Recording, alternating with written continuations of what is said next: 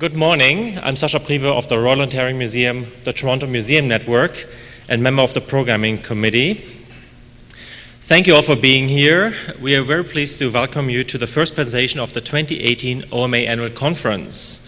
And before I introduce our distinguished keynote speaker, I would like to take a moment to thank the OMA Secretariat for their outstanding work, professionalism, energy, enthusiasm, and for keeping us all on the road. And I can't believe we're actually here now at the conference. It feels a bit surreal, I must say.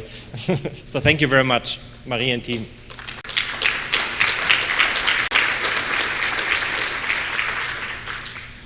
Now, it's my distinct pleasure and honor on behalf of the ONA to invite Dr. Deborah Mack to the capital of Ontario to address the theme of the conference, Collaborating for Impact, Not Business as Usual, as our opening keynote speaker.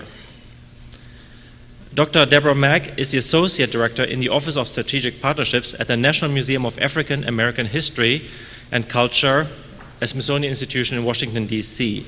She's responsible for overall planning, management, and coordination of professional partnership programs and international activities. Dr. Mack has a long association with that museum, even prior to assuming her current role in 2012. She was a previous member of the Museum Scholarly Advisory Committee and served on the selection committee for her own boss, the founding director of the museum, Lonnie Bunch. Prior to joining the museum, she served as an independent museum consultant from 2000 to 2012, and until recently served on the editorial board of the Journal of Public History, as a member of which she just completed a major publication. She's a peer and field reviewer for the National Endowment for the Arts, National Endowment for the Humanities, the Institute of Museum and Library Services, and has a long and distinguished career of service for several professional organizations, including many leadership roles in the Association of African American Museums. Deborah holds a PhD in anthropology from the Northwestern University. Now, please join me in welcoming our distinguished speaker, Dr. Deborah Mack.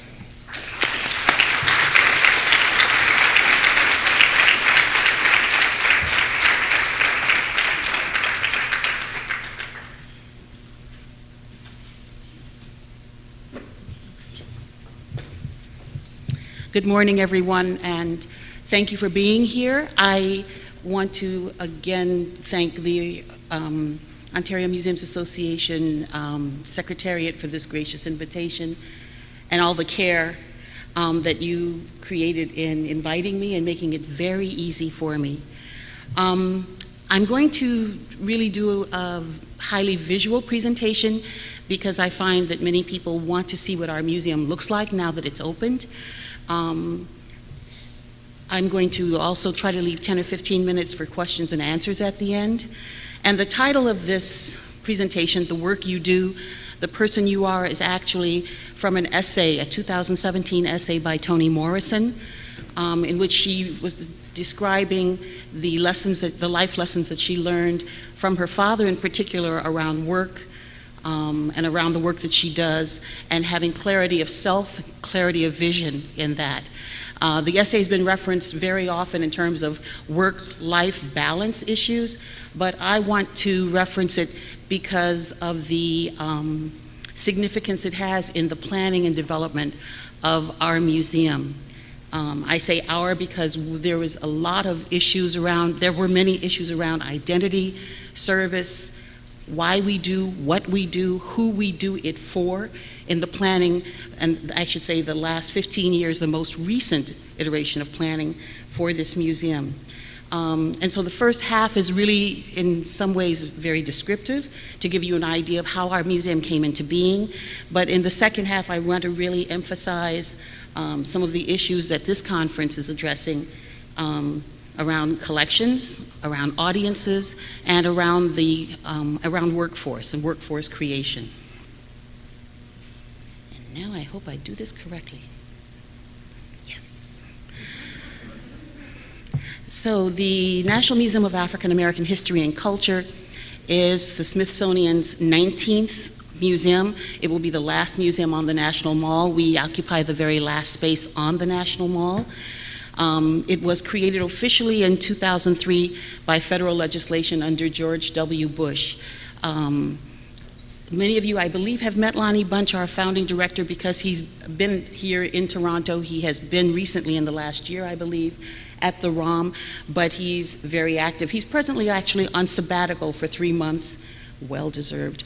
And if you know Lonnie, very active, writing another book based in England right now. He'll be back at the beginning of the next year. But we're located on the National Mall. We broke ground in February of 2012 and opened to the public in September of 2016. Many people have the idea that this museum is a recent project, but the first request to the Congress was in 1916, and so it was 100 years, a century in development. We have documentation, artifacts, testimonies, etc., from the original delegations who petitioned the Congress for this museum, actually representing a group of very elderly Civil War veterans. That war ended in 1865, and there were major national concerns for not only their recognition, but the recognition of African Americans from that time of citizenship into the U.S. fabric. This petition came forward every 10 to 15 years for nearly a century, and in the 1980s really began to take traction. One of the delegations in the 1930s was at the White House, had meetings. It did not go anywhere, but the signing of the enabling legislation happened in 2003. I served as a consultant beginning in 2000 for this project. These federal things, these governmental things require a full decade of very active planning, and so I co-authored, or actually I was the lead author, on one of the reports on the availability of material culture. For instance, there were arguments saying there couldn't be a museum of African American history and culture. There was nothing left. We documented that that was not so. There were art reports, there were all kinds of reports, but most importantly, once the legislation was authorized, and once our founding director, Lonnie Bunch, came on in 2005, we spent the next 3 years before we did anything else asking people, what did they want? What did they feel it had to include? What had to be part of this museum? We had some 30,000 pages of documentation from interviews and community meetings from around the country over the 3 years, and those all boiled down into these major points. Our people felt that the museum had to celebrate and memorialize the African American presence in the United States, but it also had to tell the truth and could not shy away from that truth in any way. It had to be inclusive, it had to be engaging, but it also had to be relevant. It had to deal with the current now and project into the future. It had to focus on relevant issues. And so we deal with incarceration, we deal with homelessness, we deal with discrimination. Many of our programs, as well as our long-term exhibits, short-term exhibits, and our programs on-site and off-site deal with difficult issues, and we often deal with them with historically difficult audiences. So for instance, I have done presentations for the women's prison in Jackson, Mississippi. We actually highlight and have collected around one of the oldest prisons in the United States that originally began as a plantation. And all they did was basically sell it to someone privately and change the shingle. And so that plantation prison system is still in place. We also, because this is the 21st century, and one of my roles on the Scholarly Advisory Committee, and I served on that for 7 years, one of my roles was to ask, so in the 21st century, who's African American? Because if this had been something that began in the 1950s, there'd be a very different kind of answer. In the 21st century, who we are is a very different and far more multifaceted thing. It has been historically, but often not recognized also. So we also are Afro-Latino, Afro-Hispano, Afro-Native American, which is the term preferred in the United States. We are many different things, and we are very inclusive in all of those respects. So we had felt we also had to have a global appeal and engagement, and I'll reference some of that in the work that my division does. So in our mission and vision statement, we really see the museum as a place and an opportunity to explore and revel in African American history and culture. But it also is our way of saying we are American. For many people who have been denied citizenship, and that's the first 12 generations that we can document, the idea of full citizenship, engagement, the contribution to the development of the United States is very important to many, many people. It means telling what that African American story is in a globalized context. And, okay, I'm less on this, but Lonnie's very big on it. We're a place of collaboration, dialogue, and reconciliation. I feel that you cannot have these things until people have been heard, until they feel they've been heard, until they feel comfortable moving forward. And actually, we are there now. The museum is basically in 3 or 4 sections, 3 stories of which are below ground, 4 stories are below ground, and 4 stories above ground, with a central concourse. And we have one level, our second floor, that's really dedicated in all of its functions to educators, to families. It's very active, I'll say, very interactive, very loud. Our history galleries are 3-4 floors that begin with the remote past, well, the African past, beginning in the 14th and 15th centuries and moving through the present. And we have these core thematic exhibitions that are our long-term exhibitions. They are also the basis for our changing exhibitions, for programs, for collaborations and partnerships. And our changing exhibition schedule often picks up on more nuanced or focused themes around that. So the Slavery and Freedom exhibition, the era of segregation, which is profoundly important because that shapes what our 20th and 21st century experience as people have been. And we also focus on beyond 1968, which is the beginning of the Black Power movement. There are the 2 or 3 phases of the U.S. Civil Rights movement, but the Black Power movement, which is also the beginning of the creation of many African American museums, is a signature point in our history that we point out. Some of us lived through it, came of age during it, and we also have found that in our leadership that it's highly generational. Many of us who came through the 60s and the 70s were so profoundly changed by that it has impacted our trajectories in terms of the work that we do, how we do it, the values that we bring to it, and in many respects, like as with Lonnie Bunch, the activism that we bring to it. We try to pass that on not only in the walk that we do, but also in the concrete lessons that we convey in our mission and values and practice in the museum. Our community museums, our community galleries rather, are similar stories but also different stories, and they're told from a very different perspective at the request of our audiences. And I'm going to walk through one of those exhibits a bit later on as an example. But the exhibit that I'll reference called Making a Way, which is from the expression we have, making a way out of no way, which is a very family-generated expression. You ask anyone who's African American from any place in the country, they will know this expression from their parents, grandparents, great-grandparents.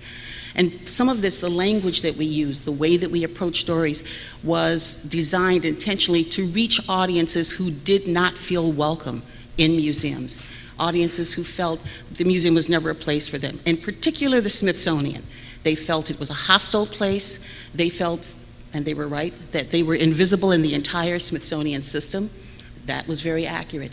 And they felt that they would not be welcome, especially if they were young and male and black. We intentionally do everything we can to turn that on its head. 2 of our exhibits, which at first I sort of was poo-pooing about, I thought, oh, sports, here we go with the badges and the uniforms and the so-and-so. But it actually talks about how individuals use sports or military service as avenues towards equity, towards proving one's citizenship, And in both of those exhibits, remarkably, 52 to 54% of the stories told highlight women. They're actually more women-centered than male-centered. I'm very proud of those curators, and they're both men, but they did it well. Our culture galleries, it's hard. We have a series of exhibits that really focus on culture, and cultural expressions is really an exhibit about everyday culture, the things that, in a sense, often make African Americans African American.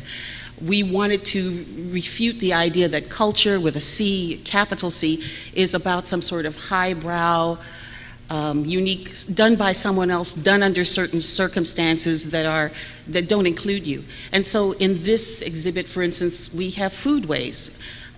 We find it remarkable. People walk through and they find, for instance, my mother's black cast iron skillet, which she used to fry chicken every day for 50-something years.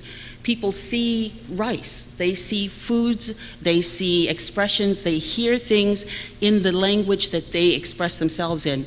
And so it's very interesting, especially to watch multi-generational audiences. And we have a really high percentage of 3- and 4-generational family audiences to say, wait a minute, you mean this is important? And that's the point, that who you are and what you bring to everyday existence is significant and important, and it's cultured.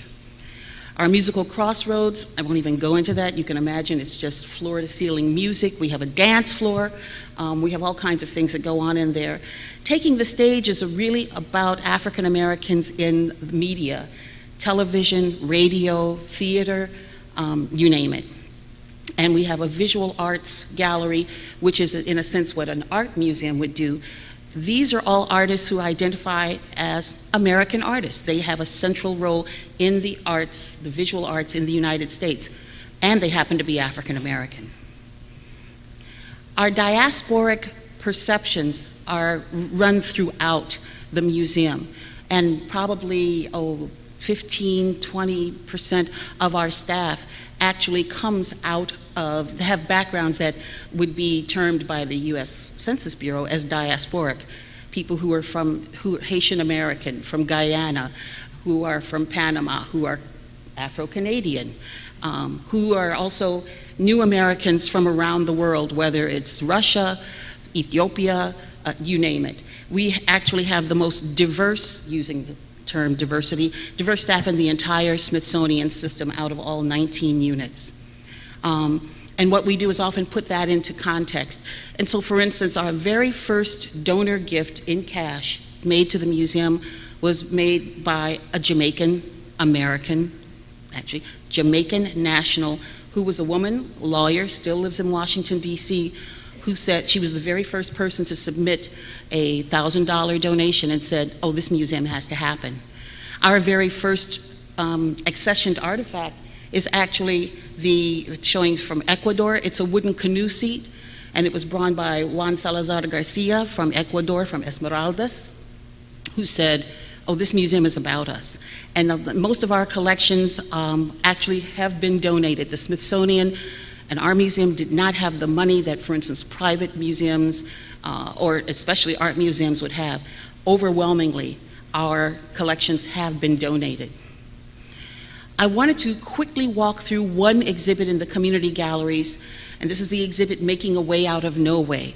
While we have a 3-story walkthrough overview of history on the lower levels that has copies of the Emancipation Proclamation, Nat Turner's Bible, Harriet Tubman Shaw, many of these larger important themes and major collections that are rare, we also know that not everyone learns about the past in that way.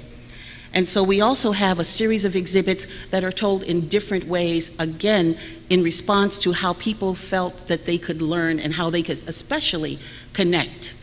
And so Making a Way Out of No Way really talks about the African American trajectory in terms of historical presence, in terms of organizing and collective action. And what I'm showing you actually are the docent notes that we have for teaching our volunteers, because there are also many African Americans who don't have this background, who may not be able to articulate this. Our docents are also from around the globe, and we offer tours, et cetera, in 8 languages. And so for consistency and for also educating the individuals who are going to be guiding visitors through, we have lifted out many of the elements that we felt are important. And so, for instance, this banner from the women's organization in Oklahoma from the 1920s that says "Lifting as we climb," which is basically a motto for much of what goes on in African American organizations historically and even present, and in fact, even my division, Strategic Partnerships. We are bringing forward African American cultural heritage organizations even as we open, and we're all moving forward together. But the Making a Way exhibit really talks about how change happens. And it is an exhibit that's organized in 6 themes around faith, education, and for African Americans, education is a religion. Enterprise and business, the power of the press, and without the black press, the history of the black press for us is just, I don't even know how to emphasize how important that is, because African Americans have historically been invisible in public culture and in public history and in the press and in media. And without building our own institutions, and we have a very long trajectory of that, we would not know much of what we know even today. The press, my grandmother, for instance, and I'm from Chicago, one of the most important African American magazines, Ebony magazine, comes from Chicago, and there was a smaller weekly edition called Jet magazine. For my grandmother, if it did not appear in Jet, it did not happen. That was it. Because also, the major press either did not reference us or, to many people, misrepresented our efforts. And so having that black press was important. Organizing for Success, which is, for instance, this women's organization, that is and fraternities, sororities, professional groups, and professional associations, to remind you, not out of choice, but because of legal segregation. People decided we will build our own. And there's a very long, very powerful trajectory of that still continues even today. And finally, there is a tradition of activism. And so in faith, we talk about the role of religion, organized religion and spiritual practice as, first of all, talking about the diversity of those kinds of institutions and the diversity of those traditions, but they become places for moral leadership and political leadership. As you know, much of the civil rights movement begins out of that, for instance. There's political, but the second movement in the 1950s really comes out of a moral place as well. And it also, all of these organizations provided major support to rural, urban, you name it, communities that were not made available through government or municipalities. Education was and still is for African Americans considered a major way of changing status and the key to citizenship, to emancipation, to self-expression. And so we, for instance, in my division, we work with HBCUs, the historically black colleges and universities throughout the country that have museum collections, do preservation work, et cetera. Those institutions, some of which begin as early as the Emancipation Proclamation of 1865. In fact, we had a conference last year that was hosted by Hampton University, which is in Hampton, Virginia. It is the site where the Emancipation Proclamation was read to the nation. And that year, this college begins. It just celebrated its 150th anniversary, and it also celebrated its 150th year having a university museum. Business, independent business of all sizes, of all scales, generally very community focused, was again part of this by really having this idea, this sense that one can create one's own and one supports one's own community resources and businesses and create jobs when one is not able to compete nationally or locally or regionally because of discrimination for jobs. Creating businesses, creating opportunity, creating all kinds of structures is another way of managing this. The black press I've referenced before, the power of the press. There was the Chicago Defender, which is what I grew up with. The Pittsburgh Courier was another very important, nationally syndicated newspaper, and it still exists. It was a source of positive images. It was a source of accurate news, and it was also an independent voice at a time when, well, multiple independent voices, when, again, African Americans were not included in mainstream work. And then there are these associations, fraternities, sororities, Masons, etc., that really, with their own structural organizations, with their own social and economic goals, create opportunities of a different sort, but they also, again, promote the values of community service, of education.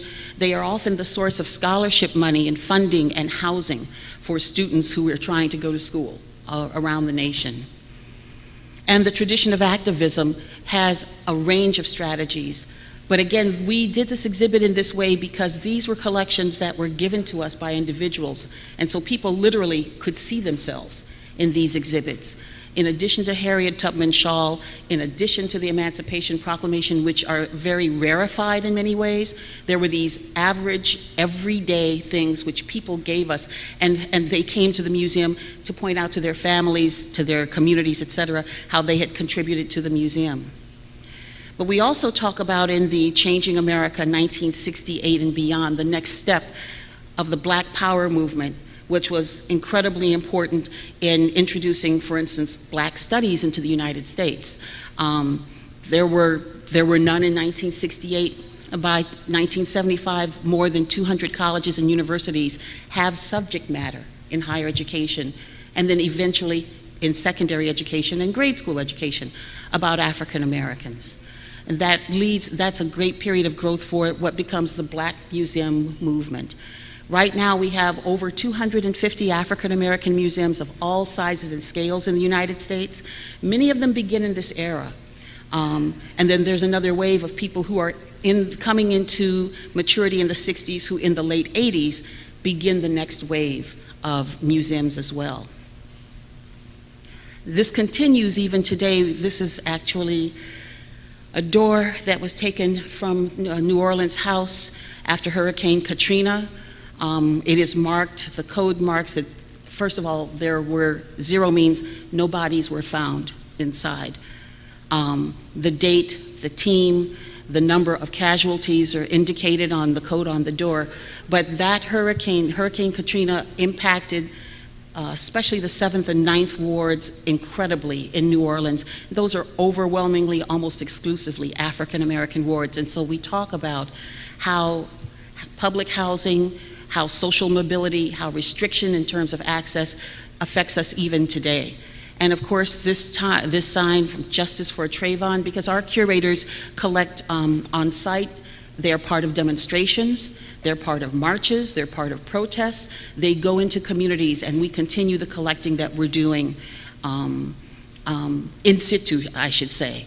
And in collaboration, our curators and other staff, education and program people, are invited by communities to participate, to document, etc.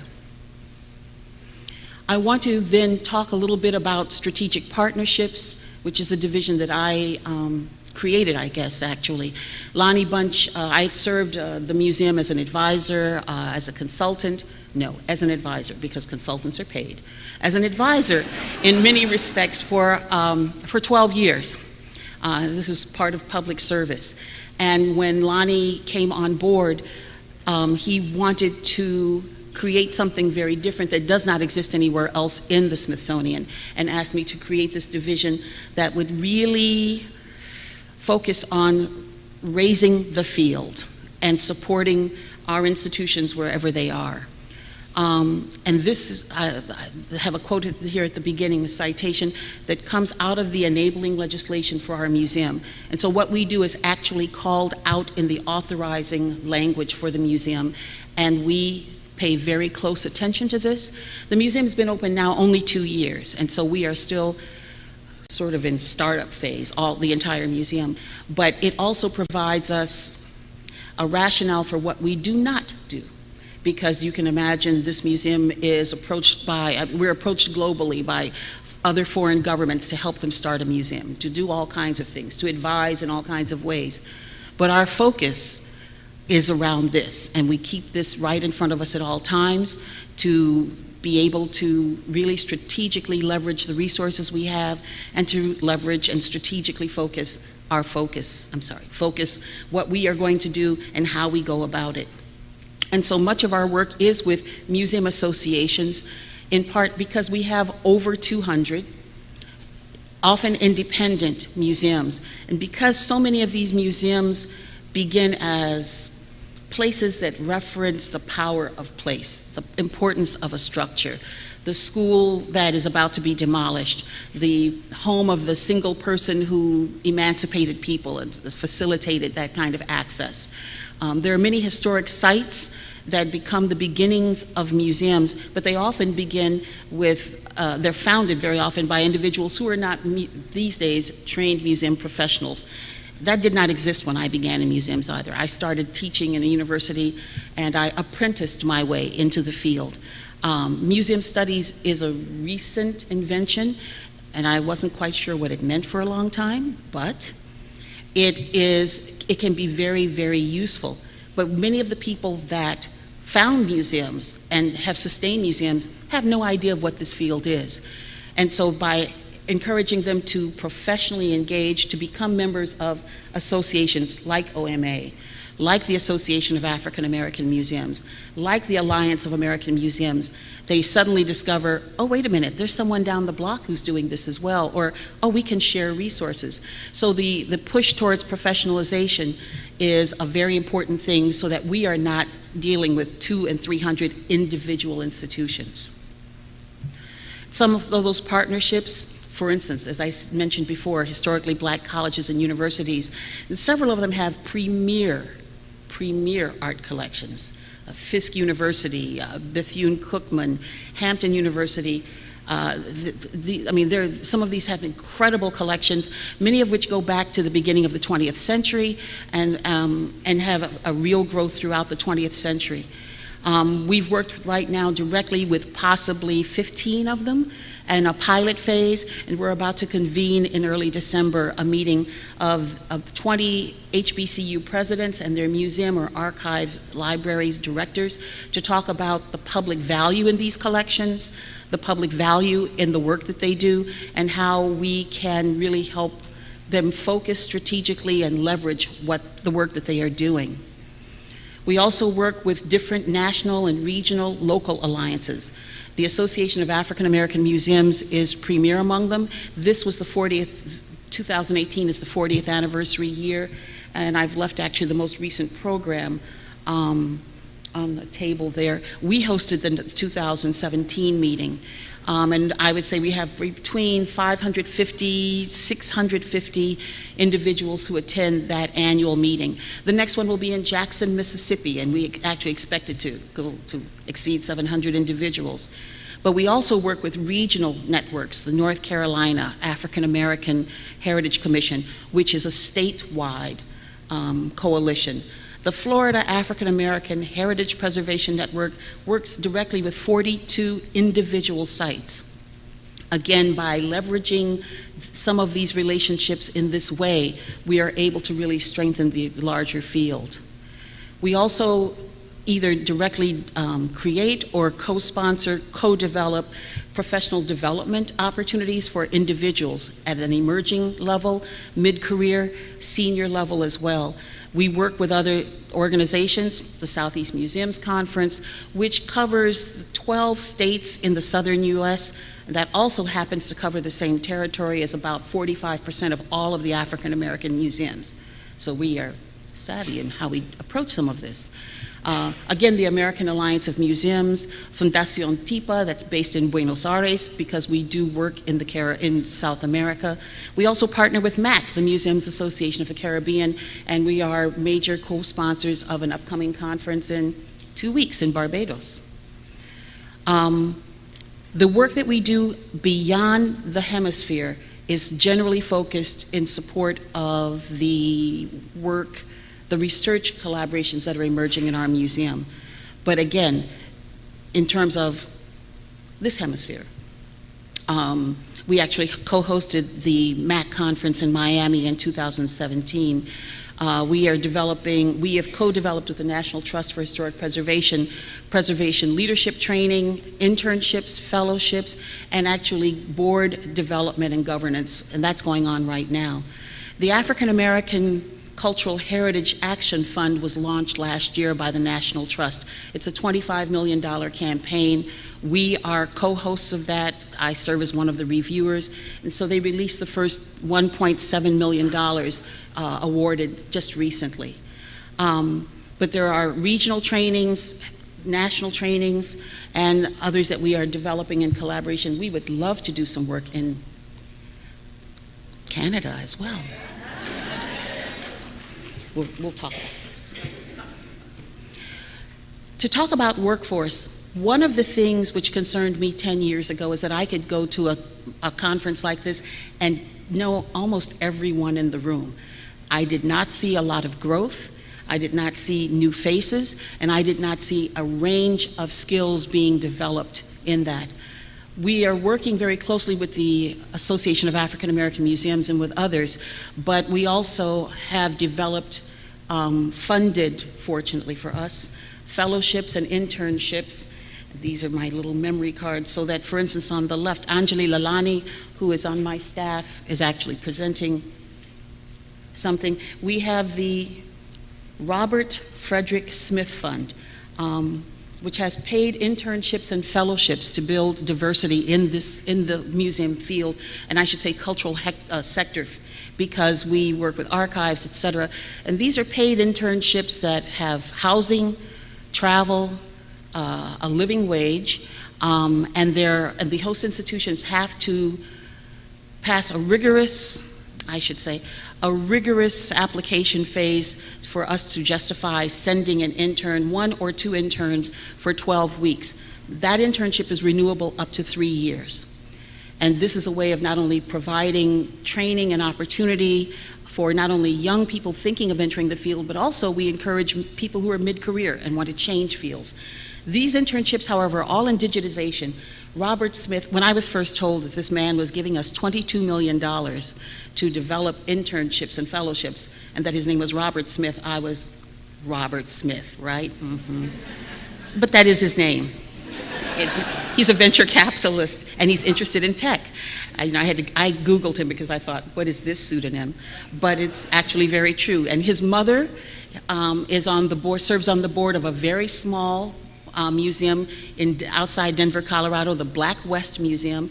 And it was because she asked him to, which I found amazing, that he and his foundation have put this funding forward. That is one. And so, for instance, and there are several programs. One of them that we are going to be doing in addition to this internship and fellowship program, we have another called the Community Curation Program. They're going to be in Denver for 10 days, and we now have a bus, or a truck actually, which is all tricked out, that actually goes on site. It can sit in a mall parking lot, it can sit next to your library, it can sit next to a school, but instead of having to always find space in many small institutions where there isn't and there aren't enough staff, we have this big truck that the communities can come to. This and the kinds of trainings, the kinds of partnerships, and the ways in which we search for interns and young people, well, not just young people, but individuals who don't have a lot of internship experience, who don't bring prestigious fellowships to the table, is important to us. If we're going to change what we do, we have to change who comes to the table. We have to change the kinds of skills that we invite people to become interested in. In the US, I don't know if it's the same in Canada, everyone thinks that all museum people are curators. I don't know where they get this from. Well, I guess press. But it's, we need people in finance, in digitizing, in science. There are a number of things that we really help support or collaborate on to really diversify the appeal of the work, the nature of the work, and who might be interested in coming into this field, because we need all of these things, and we have fun while we do it. Absolutely. I think one of the last things is one of our strategic partnerships is in Senegal. We have a project called the Slave Wrecks Project, and there's an ongoing exhibit element in our museum, which right now features a shipwreck that was a slave ship, the Sao Jose, that is from South Africa, and we work with Ezekiel Museums. We did work, and we continue to work with Ezekiel Museums on that underwater archaeology collaboration. That is going to be a loan for us for 10 years. The next source is going to be from Senegal. And so this is actually, poor Ibrahima. Dr. Ibrahima Chow is an archaeologist, and he and 7 of his graduate students who are crackerjack terrestrial archaeologists are all now fully trained in underwater diving. They did the intensive archival work in Senegal and in France, in Nantes and other sources, to identify 23 shipwrecks that came to the U.S., that were headed to the U.S. They've narrowed it down to 9 that would apply to what we are interested in, and 3 that they're actually now testing. It's down to 3. There is 1 in particular we're looking for, and they're doing that underwater research while they finish their dissertations on a paid basis to help work with us, so that in another 4 years we will have some artifacts, material culture, and documentation to inform the next round of exhibits. We're also working in St. Croix, in Mozambique, in Cuba, and in Brazil. One of the things which we did with that program at the request of the graduate students was to convene a symposium.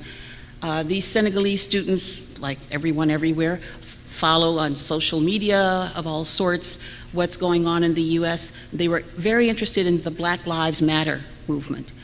In Senegal also, these are all anthropologists, and still at present, if you want a PhD in anthropology, you have to go to Europe or North America to obtain it.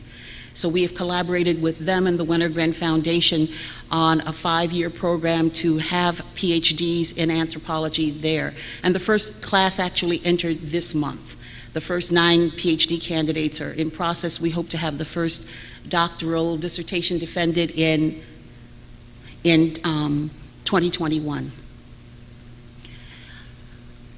I wanted to just give a summary of what we do and how we do it, and with this kind of particular focus, and I wanted to take the remaining time we had to answer any questions that you may have. Thank you.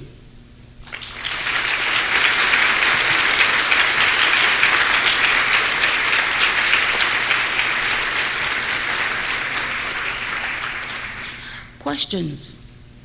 Oh, come on.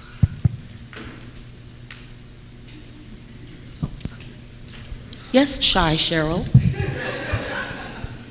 Mack, thank you so much. Oh, wow, thank you. I thought I talked loud enough just by myself. But thank you so much for your presentation. It was awesome, and you gave us so much to think about.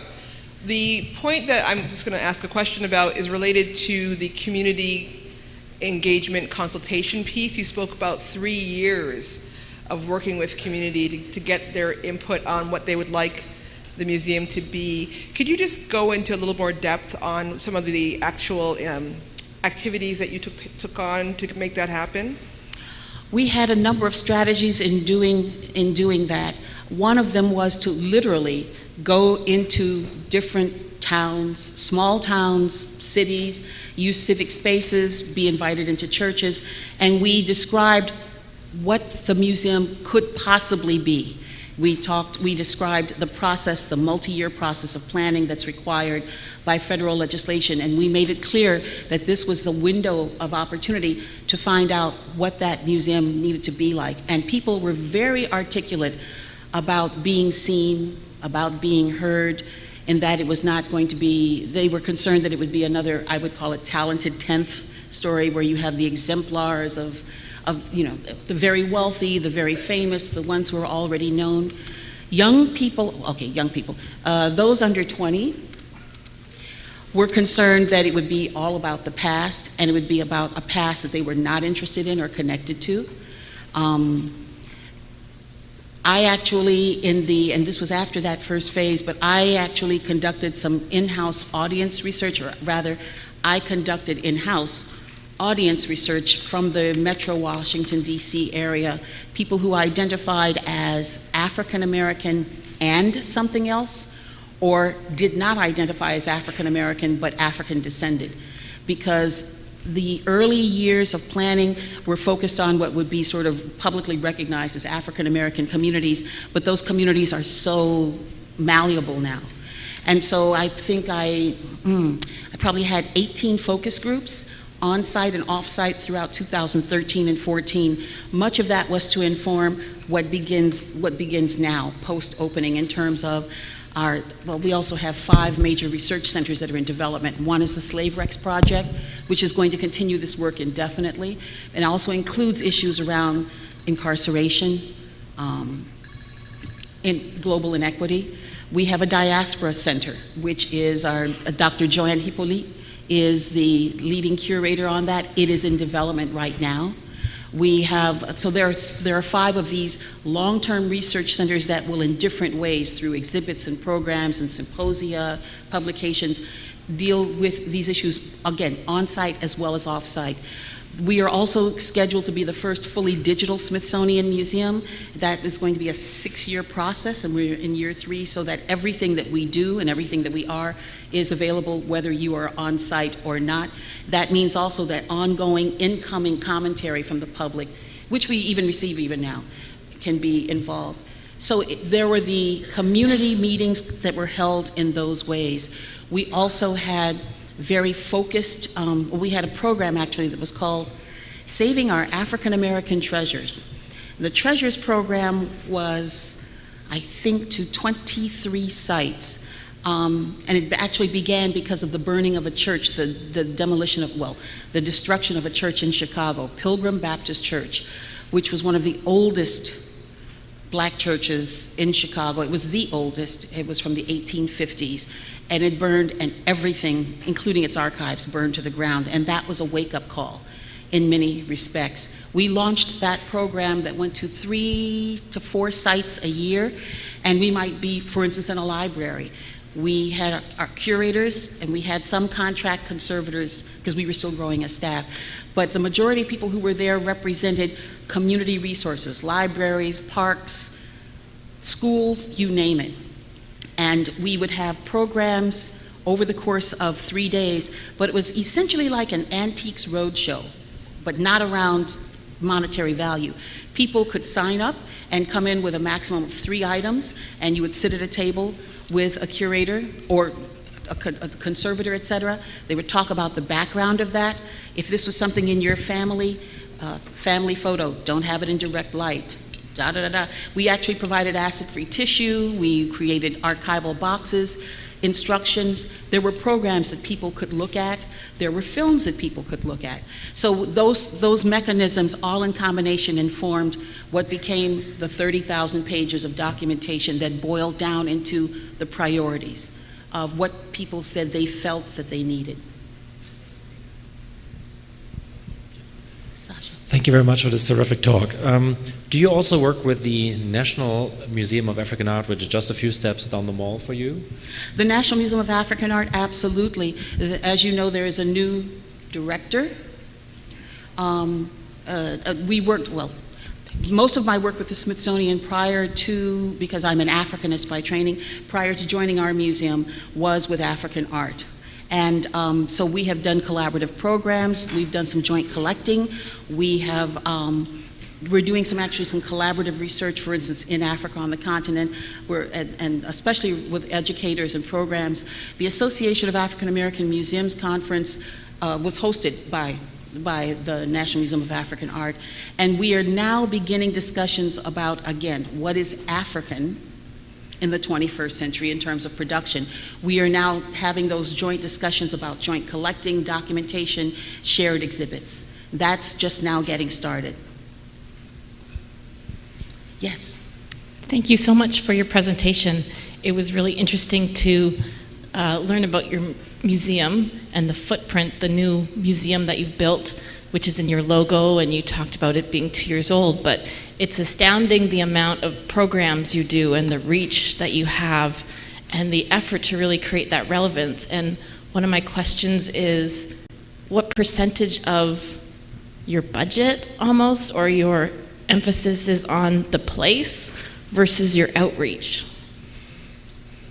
I would say that because we opened to the public in September of 2016, and it's now just 2 years, I would say that probably 70% of our outreach, programmatic, et cetera, is on site. We are slowly increasing that so that, for instance, our Center for Religion and Faith, which was actually endowed, it's an endowed center, most of their work is around the country. Most of those staff were only recruited within the last 18 months, but most of their work is off-site. Part of our work we do in conjunction, in collaboration with others, with other organizations, with other museums. So we are very often, for instance, in my division, most of my staff is rarely in the office because we are everywhere else, because one of the issues with the Smithsonian, which did not have a good reputation in the African American community, the Smithsonian was a segregated institution until the 1980s. And we are very aware of that, and so are our visitors. In fact, our board suite is named the Solomon Brown Suite. Solomon Brown was a groundskeeper in the 1880s at the Smithsonian, and it was later discovered by biologists that this man had incredible botanical knowledge, and he was actually brought in as, well, he got to work as a research assistant, but he still received the same wages as a groundskeeper. We named that suite in his honor, and we have photographs of him because of that historical recognition of that process, that some of the most ordinary people are the ones who are leading the way. Because of the work that we do outside in my division, we are probably, I've been told that we account for about 70% of the reporting to the Congress, because our Congress people come and they want to know, what have you done in my district lately? And we are able to talk about direct work with organizations, supporting local conferences, supporting scholarships in universities, hosting or co-hosting conferences at their site. The work that our education people do is really divided. Most of our education staff are in the metropolitan Washington, D.C. area because of all the schools, and they do K through 12 curriculum development. Our public programs people interface with them, and much of the programming is on site or in the metro D.C. area, and this is Washington, Virginia, Maryland. But they also there are things that we take on the road, and we now have traveling exhibitions as well. So I'd say it's still 70-30. We're hoping to move it more to like 40-60 as we become stabilized and as we have more resources that can go out where it's not more than people. Oh, and we collaborate a lot with sites. The Smithsonian's Traveling Exhibition Service. My division alone has worked on 2 exhibits to date, and we have 2 others in development right now, working with sites, which really is phenomenal in the work it does, but it provides educational materials, public program and press media releases, et cetera, that accompany the exhibitions in different formats, including the do-it-yourself versions that they have and fully digital ones. So we're still working on developing that, expanding that practice outside the footprint of the museum. It's me. I have a question. Love that. And that I think you should come and work with me for the First Nations Museum. Lots of similarities. But my question is, so you talked about welcome, dealing like a place to be welcome. And then so I bring up the question, so how do we get the people to come in? How do we, you've answered almost all of those, my thoughts. But when we talk about having a museum, and it has its connotations, that in our case, like yours, we're dealing with a hurt and a not so nice history. So a little insight into how we will get over that topic about, well, that's those Indians, or that's those blacks, like, or any that's the, maybe one of the groups that are not well represented type thing. So, thank you. Certainly. As I said, the Smithsonian had a very poor reputation, and so it was important, and it still is important.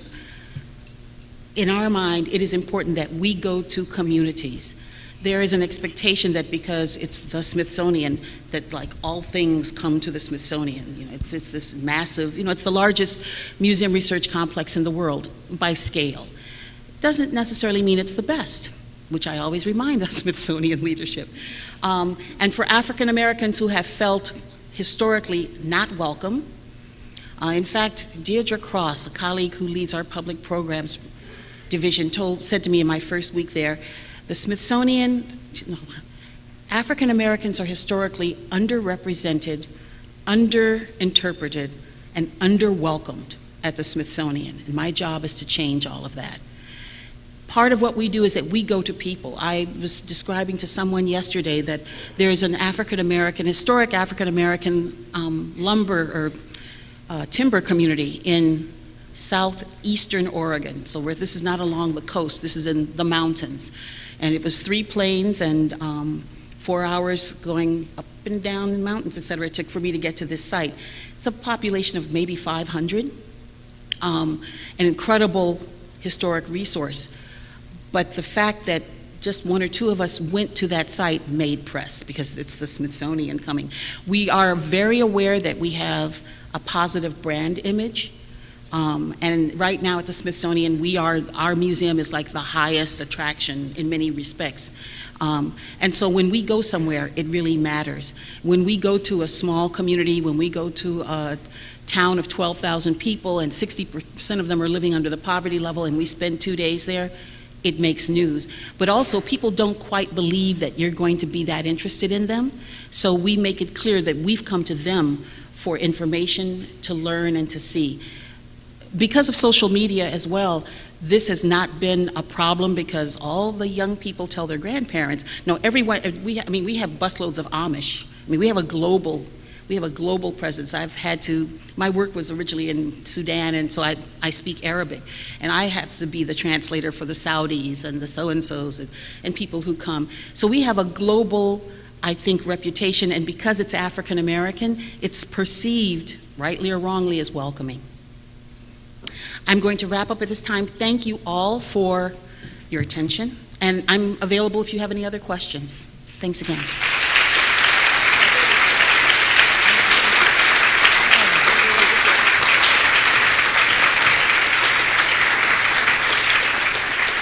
So it's my privilege to be able to thank Dr. Mack for an amazing keynote presentation this morning.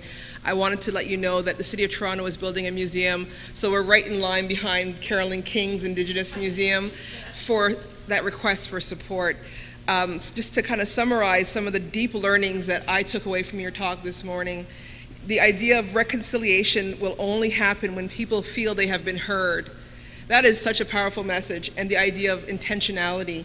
And we're very, very grateful for you bringing those very clarifying words to us, because there's a lot of work happening in Ontario, a lot of work happening in Toronto, and we need to be clear that we have a role and responsibility in creating agency, in creating community, and also cultivating creativity. So thank you so much on behalf of the OMA. Thank you. Thank you.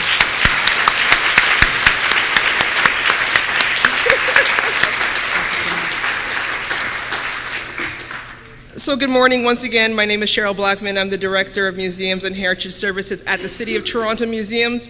And I just want to do some housekeeping for everyone at this point in the program. So before moving on to the rest of the concurrent sessions, we're taking a 30-minute networking break with the exhibitors. We encourage you to chat with the exhibitors in the Princess Foyer and in the Expo Hall just out the doors to the left and right. Be sure to visit the Hub to speak with experts and practitioners and partners, and the Hub will open at 10:30 with the Ontario Legislative Assembly. Please consult your programs and the signage in the hallway, and there is also staff that will help you. Don't miss your chance to win a gift basket that apparently is filled with chocolate. So if you love chocolate, get your your passport all signed up.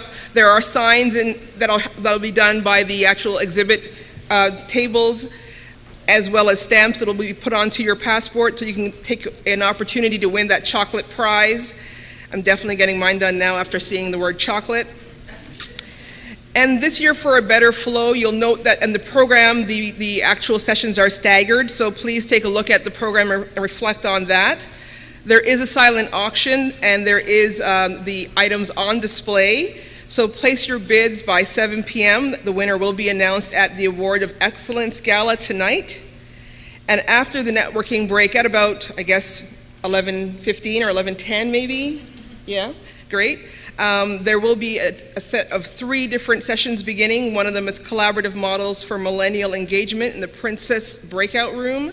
The other is bringing women's history into the 21st century in the Prince Plenary Ballroom, and archival skills and the new digital methods in the North York Breakout Room. So please refer to your programs, look at the signage. If you need help, ask some of the OMA staff or the hotel staff. Enjoy your networking break. Thank you.